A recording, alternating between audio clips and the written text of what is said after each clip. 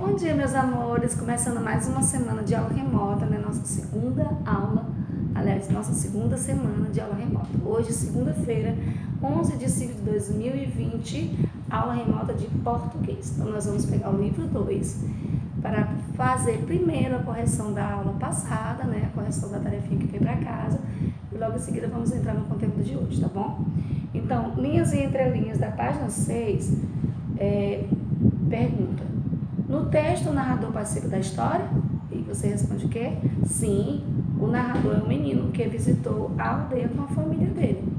E aí, logo depois, você vai copiar do texto um trecho que comprova a sua resposta. Então, você deve comprovar a sua resposta com trechos do narrador em que apareçam verbos conjugados em primeira pessoa, do singular ou no plural, certo? Ou então até em pronome pessoal, possessivo, por exemplo. Meu pai perguntou se eu poderia tirar fotos. Meu, né? Já é um pronome possessivo. Então já comprova na primeira pessoa que ele está ali na história. Outro exemplo. Eu pedi que ele explicasse melhor e ele disse.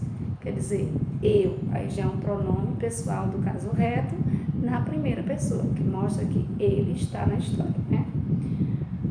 Saímos da aldeia com uma sensação muito esquisita. Outro exemplo que você pode colocar. Saímos da aldeia, o saímos aí é a primeira pessoa do plural, né? Então, ele está mostrando aí que ele está participando da história, tá certo, gente? Na segunda questão, no texto, a criança que visitou a aldeia demonstra ter se surpreendido algumas vezes. Complete o quadro descrevendo as causas para cada momento de surpresa vivido pela personagem. Então, a surpresa, o ponto de exclamação é usado para vários momentos. E aí foi pedido para você colocar os momentos de surpresa. O primeiro momento de surpresa, qual foi?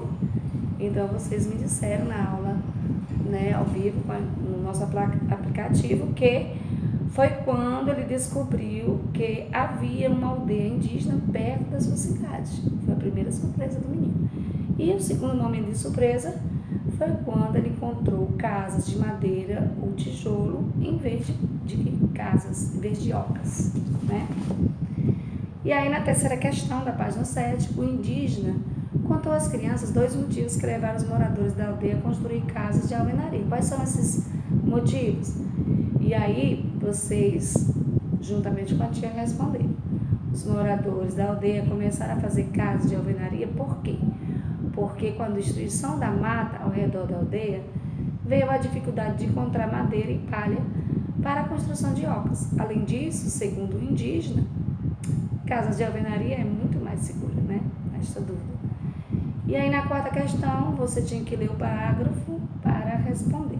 As crianças aprendem primeiro o Guarani, a língua mãe, depois o português. Então, língua mãe está em negrito aí. A expressão destacada, língua mãe, tem como sinônimo a expressão língua materna. Converse com seu professor e com seus colegas sobre o significado dessa expressão. Depois elabora uma explicação coletiva para ela.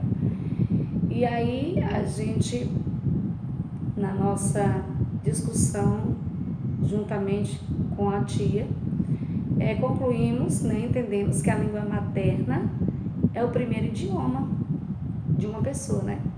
É o primeiro idioma de uma pessoa, aquela que é inserida socialmente, certo?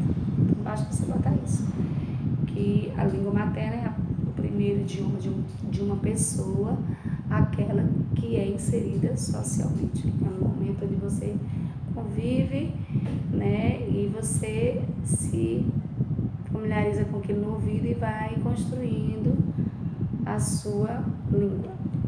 E aí no item B, conversa com professores e colegas sobre a importância desse aprendizado para a preservação do povo a qual as crianças indígenas pertencem. E aí a gente viu que a importância é preservar a língua falada, né, na comunidade, que é a língua dos ancestrais. Foi isso que a gente combinou? Você vai colocar aí nesse espaçozinho aí da B. E logo em seguida vamos para a quinta questão. De acordo com o indígena da história, Os moradores da aldeia precisaram derrubar as árvores para plantar vegetais. O que eles fizeram para que a natureza não fosse prejudicada? E aí a gente viu que eles fizeram o quê? Plantaram mudas para que novas árvores pudessem crescer, né? E na sexta, que explicação o morador da aldeia dá para essa atitude?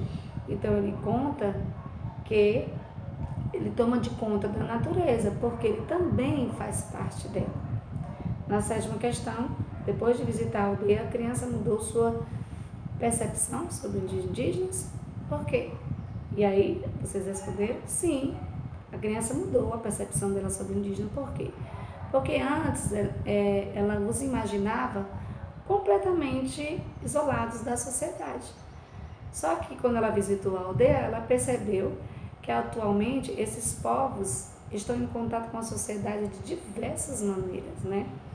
Eles usam nossas roupas, né? O mesmo tipo de roupas, têm acesso à tecnologia, mas sem, no entanto, sem deixar os costumes do lado, né?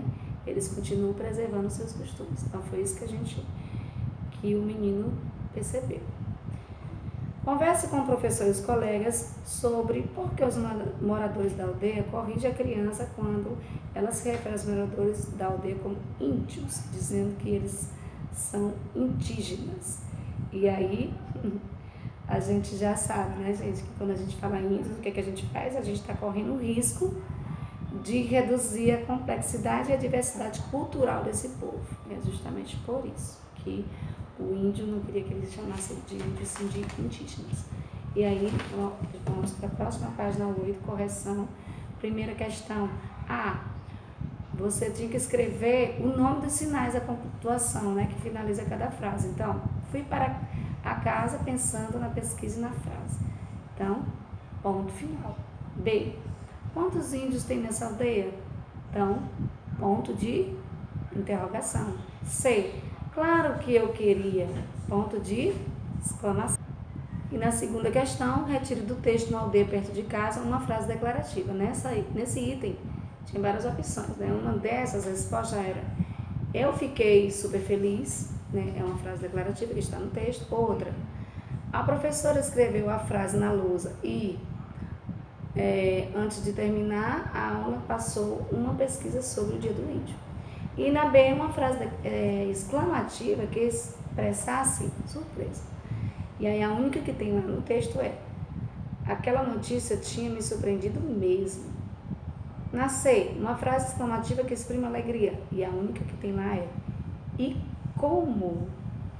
A D, uma frase interrogativa que indica uma pergunta. E a única que tem lá, aliás, única não, algumas que tem lá são: que língua vocês falam? Outra: quer ver a roça? Outra: o que vocês plantam? Então são perguntas que está querendo uma resposta. Na E, uma frase interrogativa que indica pedido de confirmação. E aí só tem duas opções lá, né? Que uma é: agora os índios vestem roupa, né, pai? Um pedido de confirmação, pedindo que o pai confirme que os índios vistam roupa. E o pai vai responder: sim, é verdade, né? Então está confirmando. E a outra, que você pode optar por essa outra, é: e rádio e TV também, né, mãe? Também tá pedindo um pedido de confirmação para que a mãe diga sim, é verdade, né? Entendeu, gente? E a F, uma frase interrogativa que indica questionamento. Então a única que tem lá é: claro, e por que não? Está questionando, por que não pode ser, né? Então, depois disso a gente foi para a página 10, né? Terceira questão, que tinha que separar a sílaba das palavras e circular os encontros vocálicos. Aipim, aipim, e aí você circular o encontro vocálico ai, né? Língua, e aí você vai circular o guá. Plantação, e aí você vai circular o ão. Destruição, e são. Aí você vai circular 2 aí no caso. O com o i tá separadozinho, mas ele vai ficar no encontro mesmo assim, mesmo em cima separados, como a gente já viu na aula anterior. E o são, o ão, né? E na quarta você vai assinalar apenas as palavras que tem encontro vocálico. Indígena, Brasil e aldeia, né? Aldeia. Oca, direito e roça, direito. E na outra, noite, fogueira e guarani, todas, né, gente? Na página 11, hora de leitura. Leia uma reportagem de divulgação científica publicada pela revista digital Ciência Hoje das Crianças. Quintal de índio. Quanta história e ciência existe no seu quintal? Talvez ele tenha milhares de anos de história e várias pessoas, animais e plantas podem ter passado por lá algum dia, como é o caso de muitas casas estudadas pela bióloga Juliana Lins Góes de Carvalho, que transformou quintais da Amazônia em seu laboratório para desvendar as relações entre as plantas cultivadas atualmente e aquilo que os primeiros habitantes do local deixaram como herança. E aí a gente vê uma figurinha, né, dessa divulgação científica. Casa e quintal na beira do rio Urubu. A região possui diversas áreas com terras pretas de índio. Ela avaliou casas construídas sobre as chamadas terras pretas de índio, formada pela ação de grupos humanos que viveram na região há mais de 1000 anos. Esses solos são ricos em nutrientes como fósforo, cálcio, magnésio, além de um tipo de carvão vegetal muito eficiente que retém nutrientes. Contém ainda vestígios de cultura material, como cerâmica indígena, que indicam para os cientistas que tipo de população existia ali. E aí vestígios, a gente viu aqui que é restos, resíduos, fragmentos. Cerâmica são arte e técnica de fazer objetos, como argila, como recipiente, vasos, pratos e outros utensílios ou objetos de decoração. Desvendar lá em cima significa revelar, fazer com que algo seja visto, conhecido. E aí vamos continuar a leitura na página 12, onde tem mais uma imagem, né, da pesquisa científica. Os índios, de alguma forma, criaram esses solos. Não sabemos se foi intencional, mas sabemos que eles estão nos locais onde as pessoas moravam e que eles existem por causa do lixo, restos de comida, excrementos, etc., que a comunidade produzia. Conta a Juliana. Toda essa matéria orgânica transforma esses territórios em solos muito férteis, excelentes para o plantio. Depois de visitar 40 quintais na região do Rio Urubu, no estado do Amazonas, a bióloga descobriu que o contexto arqueológico, ou seja, as populações antigas que habitaram determinado local, tinham muita influência sobre a composição atual das plantas de um quintal. Grande parte da variedade da espécie presente atualmente se deve aos antepassados que ali viveram. As pessoas de hoje dialogam com as pessoas do passado, por meio das plantas que brotam nestes quintais, concluiu a Juliana. E o que é excrementos, gente? A gente viu, né, na aula que a gente se juntou aí, aula ao vivo no nosso aplicativo, que excrementos é o que os seres vivos colocam para fora do organismo, né, como urina, fezes, suor. E diálogo são relações, né, de pessoas, né, há pessoas que estão se relacionando, estão se comunicando, né, estão dialogando. E aí, essa imagem que a gente acabou de mostrar é um quintal sobre sítio arqueológico na região do rio Urubu. Aí tem dizendo onde foi a matéria foi publicada, né, a data e tudo mais, e onde está disponível. E aí a gente veio para linhas e entrelinhas, que a gente fez em classe, a página 13. Qual é o nome da bióloga pesquisadora citada na reportagem da divulgação científica que você acabou de ler? Aí você vai lá no textozinho, procura o nome dela, né? Depois, onde ela realizou a pesquisa?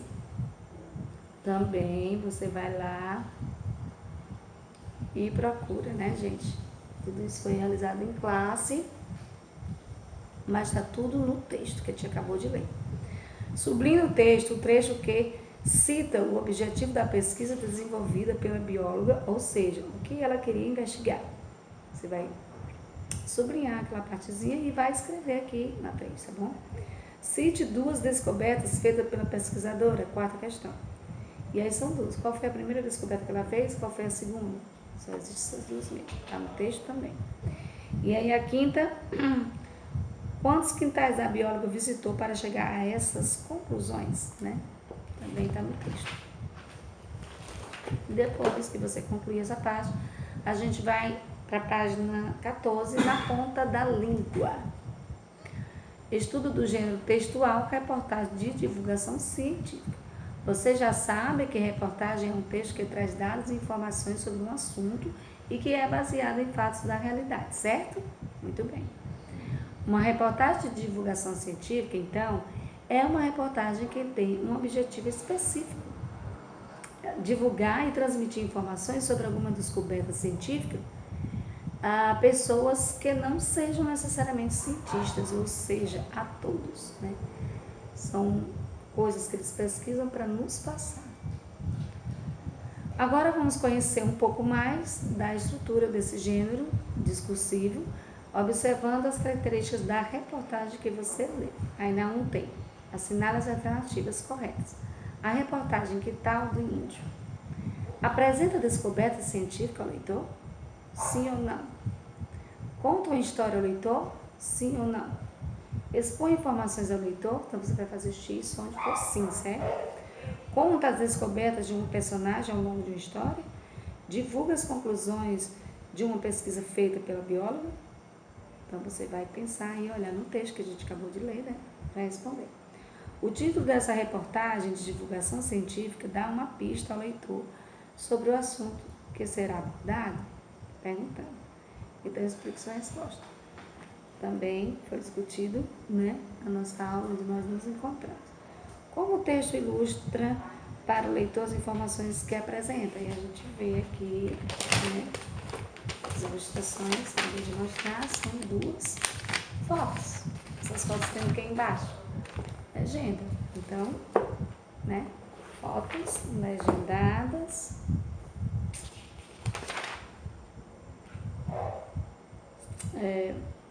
Dos locais onde as descobertas científicas foram feitas. É isso. Fotos legendadas dos locais onde as descobertas científicas foram feitas. E aí vamos para a 4ª questão na página 15. Em que data a reportagem foi realizada? Porque essa informação é muito importante em uma reportagem de divulgação científica. E aí a gente sabe que a reportagem foi realizada na data, tá lá, né, gente, lá embaixo. E também você vai dizer por que essa data é importante, né? Então, foi realizada no dia 4 de agosto de 2015 e ela é importante porque o leitor precisa saber se os dados divulgados estão atualizados ou não. É isso.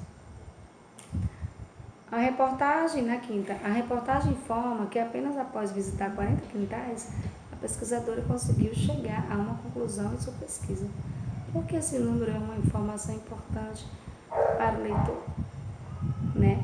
Então, a gente pode afirmar que a partir dessa apresentação, né, desse número, a apresentação de 40 quintais, a gente entende que o trabalho que ela fez foi um trabalho sério, né, gente?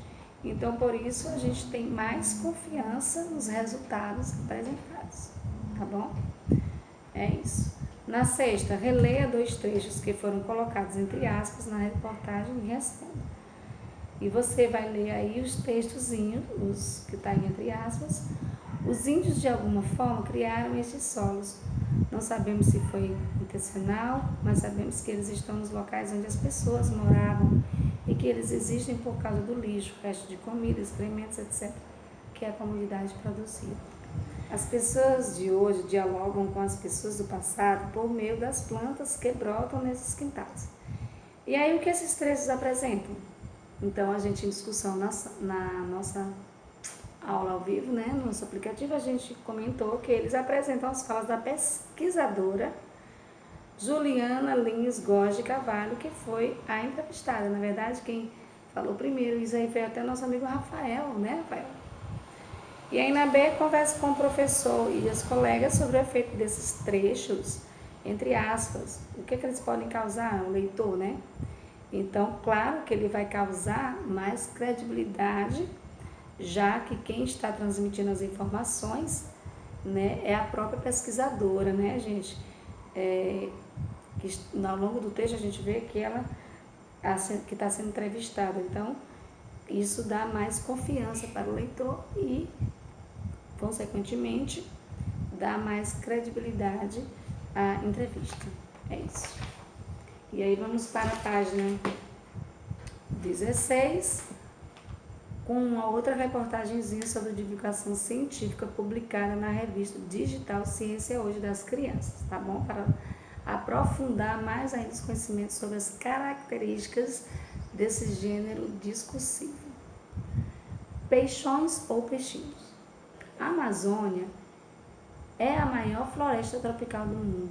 Infelizmente, quase 20% de sua área já foram desmatadas, principalmente para a criação de pastagens e lavoura. Pastagem, a gente já sabe que é terreno geralmente coberto de capim, pelo qual os animais como bois, vaca, por exemplo, podem passar o dia pastando e se alimentando, que é a tal pastagem extensiva, né, gente?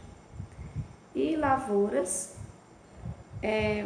terras onde se cultivam os vegetais. Então, apenas no período de agosto de 2014 a fevereiro de 2015, foram destruídos 1.700 km² de floresta. Eita, nossa! Área equivalente a 206 campos do Maracanã. E não são apenas as plantas que saem perdendo.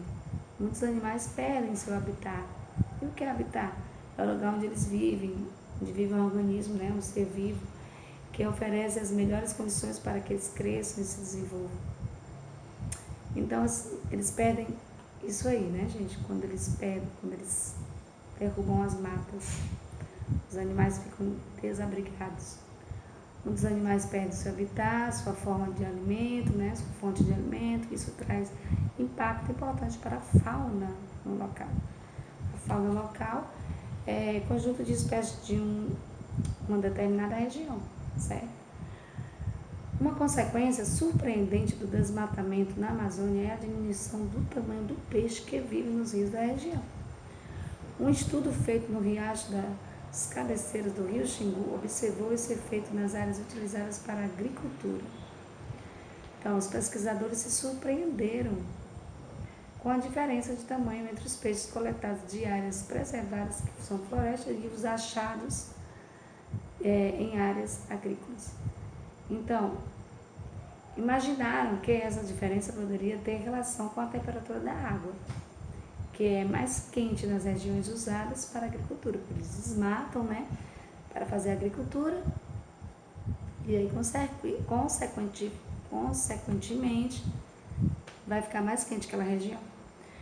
Para testar o efeito do aumento da temperatura e do tamanho dos peixes, os pesquisadores fizeram um experimento em laboratório.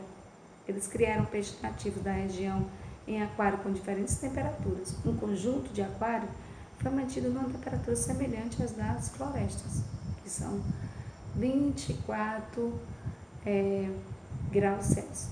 E o outro foi aquecido até 32 graus Celsius, que é uma temperatura comum entre riachos nas áreas agrícolas. Então, bem mais quente, né, gente? As áreas agrícolas é onde é cultivados vegetais, que a gente já sabe.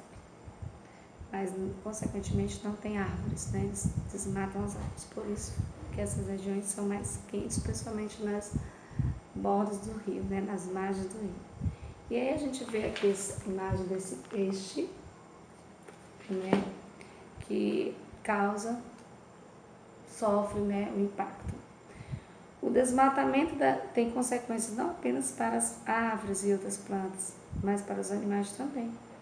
Peixes amazônicos podem estar diminuindo de tamanho por causa disso. E aí a gente vai para a página 17, onde tem mais uma imagem. Essa imagem é das áreas agrícolas, com a temperatura da água mais quente, por uma série de fatores, que incluem, por exemplo, o desmatamento das margens do riacho. Sem as árvores fazendo sombra e luz do sol, acaba esquentando mais a água, lógico, né? Os espécimes criados no ambiente mais quente tiveram um tamanho reduzido. Já os colocados em temperatura da floresta apresentaram um crescimento normal. Explica o ecólogo Paulo Ilha, da Universidade de São Paulo, que coordenou o estudo. É possível que o aumento da temperatura cause danos, né? Cause redução do tamanho em diversas espécies de peixe, inclusive espécies utilizadas pelo homem para o próprio alimento, né? O estudo também investigou outras alterações no ambiente e na fauna de peixe causados pela transformação de floresta em áreas agrícolas. Por exemplo, os pesquisadores viram que barragens, e o que é barragem, gente? Construções feitas de um rio ou riacho para barrar, ou seja, bloquear a passagem da água ou desviar a direção dela, com o objetivo, por exemplo, de fazer uma reserva de água, que é represa. Então, por exemplo, os pesquisadores viram que barragens construídas em riachos de área agrícola prejudicaram várias espécies. Alguns peixes que eram comuns em trechos de água corrente não foram encontrados em trechos represados. Alerta ao Paulo. E o que é trechos represados? Trechos de rios ou riachos em que foram construídas barragens para o cúmulo e desvio da água. Então eles ficam ali presos e não conseguem passar. E aí ficou a página 18 para você resolver em casa, de acordo com isso que a gente acabou de ler. Vamos ler agora a página 19 sobre a reportagem de divulgação científica. A professora fala aí, ó. Vamos recapitular as características de uma reportagem de divulgação científica? E aí, reportagem de divulgação científica é um gênero discursivo que divulga ao leitor comum, ou seja, não cientista, informações e descobertas feitas a partir de pesquisas científicas. Esse gênero costuma ser vinculado em jornais e revistas impressas ou digitais e também em programas de rádio e televisão. Quando é apresentado na modalidade escrita, o texto é organizado em parágrafos e deve apresentar as informações ao leitor de forma precisa e objetiva. É comum que o título já traga indícios ao leitor sobre o assunto tratado, e o texto costume ser iniciado com informações gerais sobre algum conhecimento ou fato interessante relacionado ao tema da pesquisa, ou sobre onde e quando a pesquisa foi realizada. As informações apresentadas por esse tipo de texto geralmente são o motivo pelo qual a pesquisa foi realizada, com o objetivo da pesquisa, as hipóteses dos pesquisadores, o método de investigação empregado pelos pesquisadores, ou seja, as estratégias utilizadas por eles para descobrirem o que precisam, os resultados da pesquisa, ou seja, as conclusões às quais os pesquisadores puderam chegar após terem analisado todos os dados coletados. A reportagem de divulgação científica pode ficar mais interessante e conquistar mais facilmente a confiança do leitor quando as informações transmitidas se também puderem ser apresentados dados numéricos e trechos de declarações feitas pelos pesquisadores. Nesse caso, apresentados geralmente entre aspas. Outro recurso que costuma ser utilizado para atrair a curiosidade e a atenção do leitor é o uso das imagens. Aí, gente, a hora de escrever, né? É a sua vez de elaborar uma reportagem de divulgação científica, uma reportagem de divulgação científica, só que não vai ser com seus colegas, vai ser com seus pais, seus familiares, né? Afinal, a gente está dentro de casa.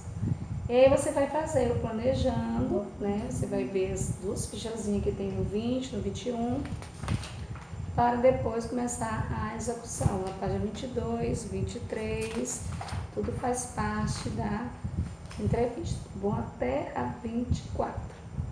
Terminou essa parte da entrevista, você vai para divirta-se e atividades complementares. E não deixa de ser recapitular os conteúdos, tá bom? E vamos relembrar, na página 27, acabou a aulinha por hoje. As outras atividades que nós veremos quando voltar na próxima aula de português. Fiquem com Deus e por hoje é só. Até amanhã.